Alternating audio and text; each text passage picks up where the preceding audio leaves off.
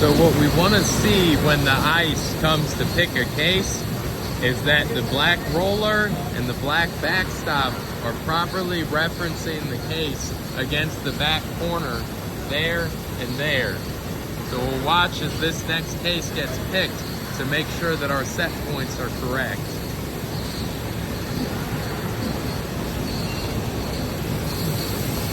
So you see how close that is to the case? That's ideal. Even if our stack gets a gap right here, then that piece will help to push the case into the wall during picking. Now this roller right here does the same thing for the backstop. So it pushes the whole top of the stack in to make sure that those cases are flush right into that corner there. So this is set correctly no matter how the stack comes in there.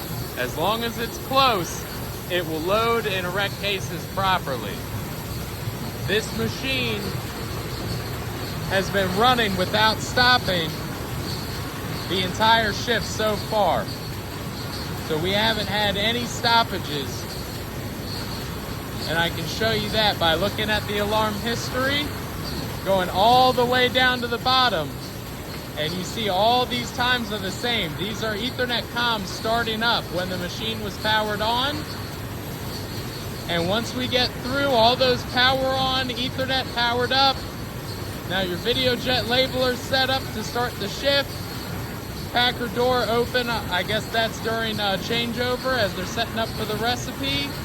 And then since then, we haven't seen any Packer related stops. So that's how you know your ICE is set correctly and it's pushing these stacks right into that corner every time it picks. Now you'll also notice this stack, it's perfectly flush. So the transfer, the way that it's loading, is going perfect right now.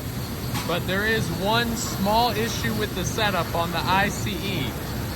And I'll show you, it's with this backstop right there. See that big gap in the backside? That gap means that if your stack shifts away or doesn't quite get to the wall, it's not going to be able to push the case forward. So right there, the case will sit too far back, which will create issues in your tipper, and it'll also create issues through your sealer. So it's not a problem right now, and in fact, it'll probably still load at the cassette, but it's not going to hit all the sensors the right way as it goes through here, and you'll think that you have a sealer issue when really your issue's up here.